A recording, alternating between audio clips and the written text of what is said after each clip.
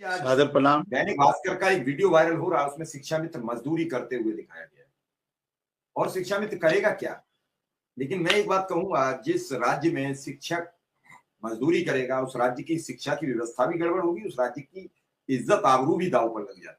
शिक्षक अगर मजदूरी करेगा तो बच्चे के सामने सम्मान कैसे पाएगा?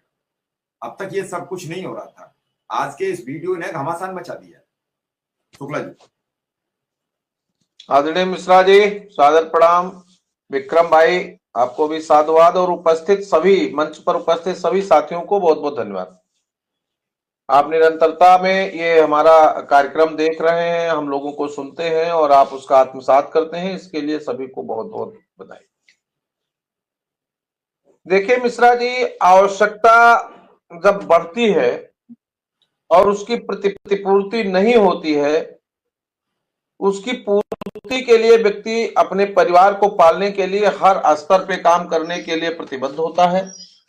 और वही स्थिति आज है कि हमारी स्थिति ये हो गई है कि हमारे पास इतना संसाधन नहीं है, आर्थिक रूप से भी इतना सुदृढ़ और मजबूत नहीं है कि हम अपने परिवार का पूरा भार उठा सकें। इसलिए हमारे तमाम साथी, कोई, अब मैं तो कई बार बोल चुका हूं, हमको कहने में कोई दिक्कत नहीं है कि स्कूल के बाद कोई राजगीर का काम करता है, कोई अपना परचून का काम करता है, कोई अपना मंडी में काम करता है। अलग अलग तरीके से लोग अपना स्रोत बना करके और 10 पैसा और कमा करके परिवार को चलाने का काम कर रहे हैं। इसीलिए निरंतरता में माननीय मुख्यमंत्री जी से, माननीय मंत्री जी से, माननीय एमएलसी साहब से अनुरोध लगातार किया जा रहा है कि किसी भी स्तर पे शिक्षा मित्रों का, मनदेशकों का और जो आपके पास समस्याएं लंबित है उसका निस्तारण हो जाए। तो इससे होगा कि हमारे लोगों का जीवन सुरक्षित और संरक्षित हो जाएगा। और ये जो मजदूरी कर रहे हैं लोग, भाग रहे हैं, दौड़ रहे हैं, अपने परिवार को पालने के लिए भटक रहे हैं, अन्यत्र काम कर रहे हैं और ऐसे काम कर रहे हैं जो शिक्षक मर्यादा के खिलाफ है, उसके बाद भी परिवार के पोषण के लिए मजबूरी में वो काम किया जाता है। इन तमाम चीजों पर विराम लग जाएगा और समाज में जो हमारा सम्मान है, सरकार की कृपा दृष्टि से वो सम्मान बना रहेगा। इसी अपेक्षा के साथ आज प्रयागराज में माननीय मुख्यमंत्री जी गए थे श्रृंगेरपुर। वहां हमारे प्रयागराज के साथी निरंतर प्रयासरत थे मिलने के लिए, लेकिन दुर्भाग्य से माननीय मुख्यमंत्री जी ने मना कर दिया। जो भी आयोजक थे, प्रभारी कार्यक्रम के प्रभारी विधायक आदरणीय दीपक पटेल जी, डॉक्टर हर्षवर्धन जी और सभी लोग लगे थे, लेकिन माननीय विधायक जी से माननीय मुख्यमंत्री जी ने कहा कि मुलाकात नहीं हो पाएगी।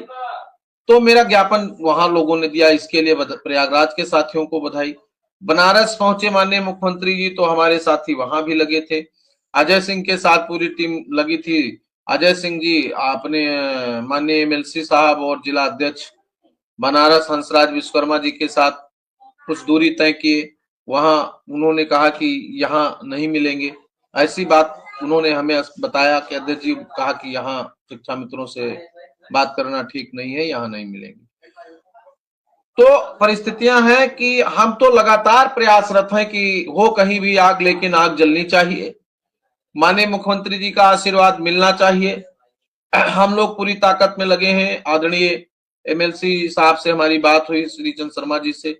उन्होंने कहा माननीय मुख्यमंत्री जी 7 तारीख तक लगा है इस समय जिले में।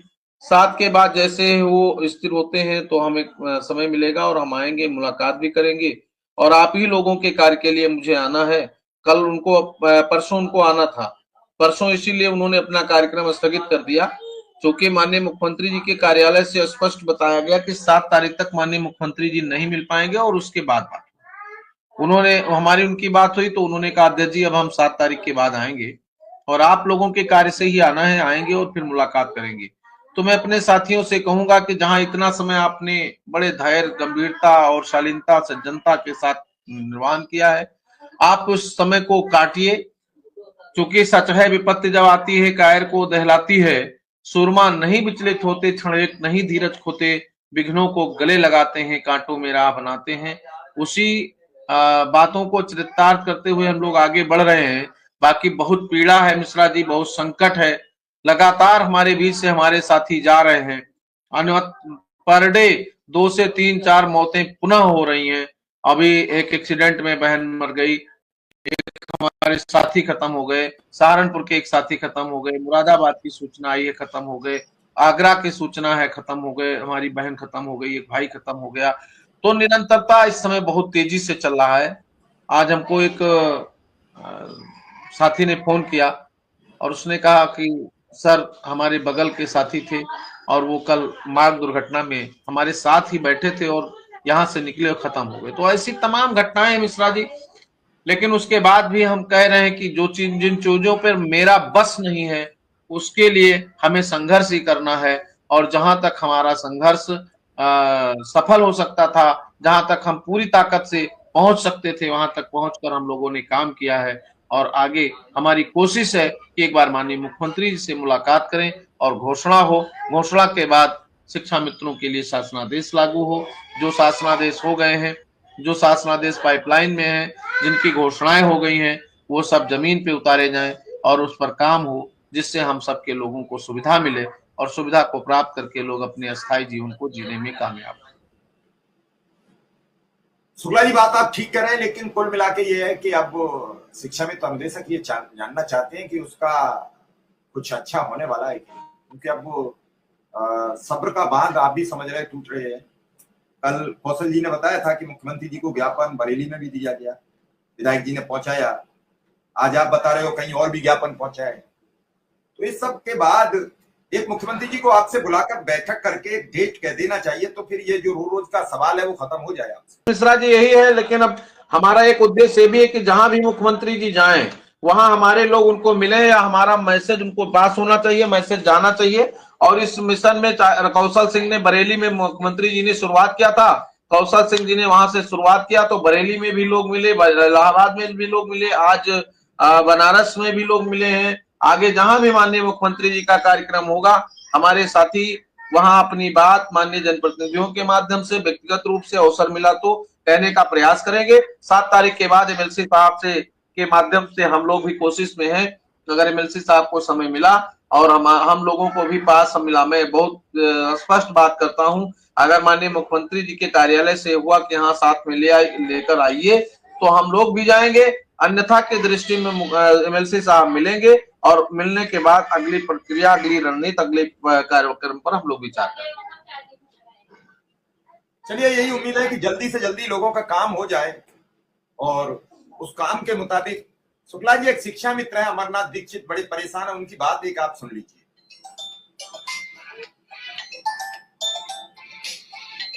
जी अमरनाथ जी, क्या कहना चाह रहे हैं?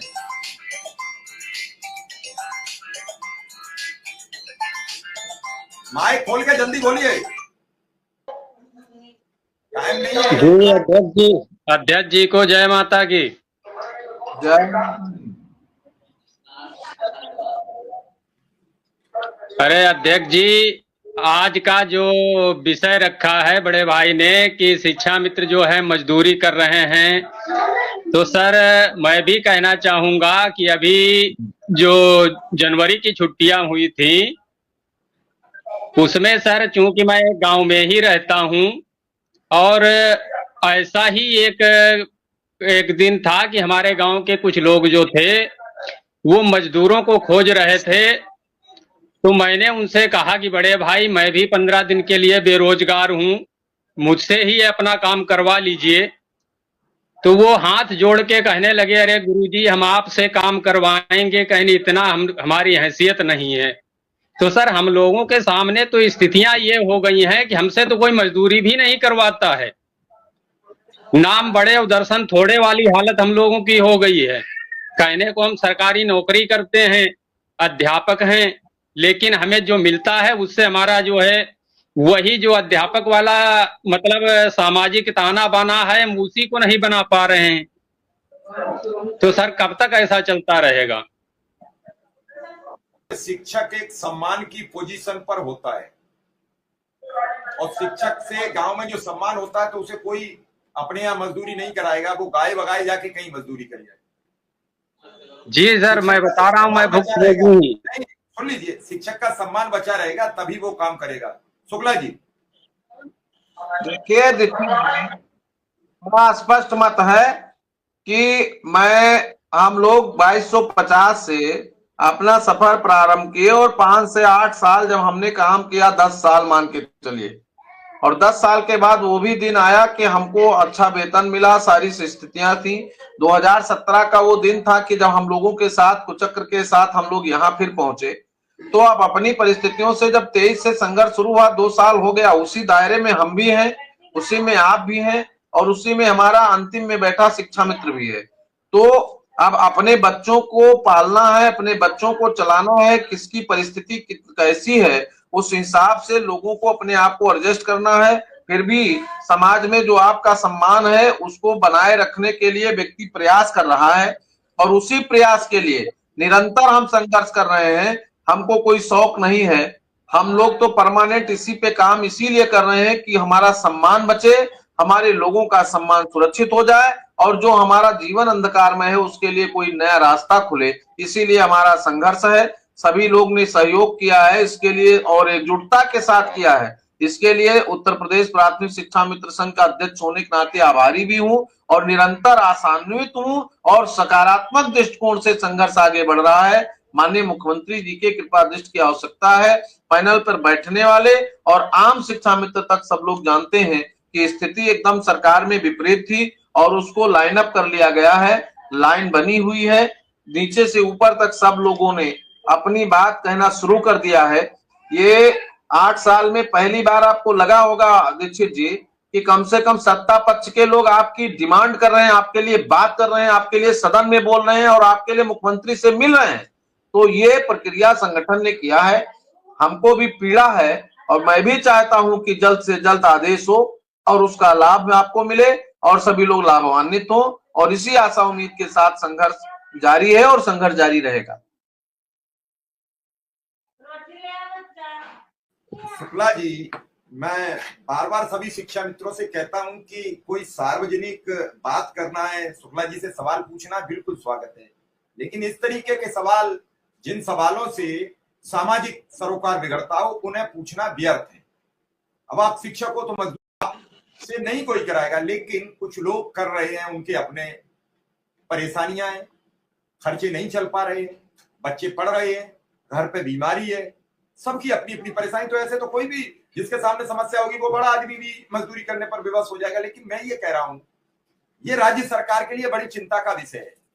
अगर शिक्षक मजदूरी करने पर उतर आ रहा है तो राज्य सरकार के लिए चिंता का विषय होना चाहिए। सरकार की सर, जिस भूखा रहेगा उस देश, जिस देश का शिक्षक भूखा हो, जिस देश का शिक्षक दुखी हो, जिस देश का शिक्षक नंगा हो, जिस देश के शिक्षक के तन पर कपड़े पहनने की व्यवस्था न हो, उस देश का भविष्य और उस देश के बच्चों का भविष्य क्या होगा, इस पर सरकार को विचार करना चाहिए। और हमारी पीड़ा को समझ करके, और अब अधिक हो गया है इसलिए उसका निदान करना चाहिए। इसी दिशा में आपका भी प्रयास है, मेरा भी प्रयास है, अधिकारियों का प्रयास है, माननीय मंत्री जी का प्रयास है, आदरणीय एमएलसी साहब का प्रयास है, और वो प्रयास मुझे लगता है कि सफल होगा, और उसी सफलता के दिशा में सारे लोग प्रयास कर रहे हैं। इस पर हम लोग 7 तारीख के बाद अभी जब मिलेंगे, माननीय एमएलसी साहब आएंगे, मुलाकात होगी, मुलाकात के बाद क्या न्याय निर्णय आएगा उस पर हम लोग आगे की दशा दिशा तय करेंगे।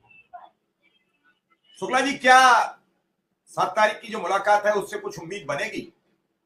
सर, मुलाकात नहीं है, 7 को एमएलसी साहब आएंगे, मुख्यमंत्री जी उनको समय देंगे। मैंने मुख्यमंत्री की मुलाकात की बात नहीं की है। कोई इस कमेंट को ये समझे कि मुख्यमंत्री से मुलाकात है। मैंने ये कहा कि जब आप विधायक जी से मुलाकात होगी तो क्या रणनीति बनाने जा रहे हैं, ये पूछना चाहता हूं। सीधा रणनीति के माननीय मुख्यमंत्री जी से मिल करके जो प्रस्ताव गया है उस पर कमेंटमेंट करें, या माननीय मुख्यमंत्री जी को क्या करना है वो करें, लेकिन कुछ ना कुछ होना चाहिए। और अब क्लियर हो जाए, कोई बात एकदम स्पष्ट हो जाए कि कब तक हो जाएगा। तो आदमी जैसे डीजी महोदय ने हमसे कह दिया कि हम मई में स्थानांतरण करेंगे, तो उस विषय को हमने मई तक टाल दिया। अब उस पर हमारी चर्चा नहीं है। जो भी साथी फोन करते हैं, मेरा स्पष्ट है कि मई में होगा। अब मई में अगर उन्होंने प्रक्रिया शुरू नहीं किया तो उस पर हम अपना आपत्ति जताएंगे, उसके लिए हम संघर्ष करेंगे, उसके लिए हम फिर मिलेंगे, उसके लिए हम आगे जो भी करना होगा करते रहेंगे। तो ये मेरा विषय है। तो 7 को विधायक जी आएंगे, हम लोग पहले मिलेंगे, उनसे अनुरोध करेंगे, उनसे हमारी चर्चा होगी, वो माननीय मुख्यमंत्री से करेंगे। अगर बुलाएंगे तो मैं भी जाऊंगा, नहीं बुलाएंगे नहीं समय देंगे तो विधायक जी जाएंगे, वो बात करेंगे। जब कोई नेतृत्व कर रहा है तो उस पर भरोसा करना पड़ेगा और उसके माध्यम से हम लोग फिर आगे बढ़ने का काम करेंगे। चलिए शुक्ला जी, ठीक है, आपका आभार, धन्यवाद। दर्शकों का भी आभार, धन्यवाद। कल फिर हाजिर रहेंगे, फिलहाल इजाजत दीजिए, नमस्कार।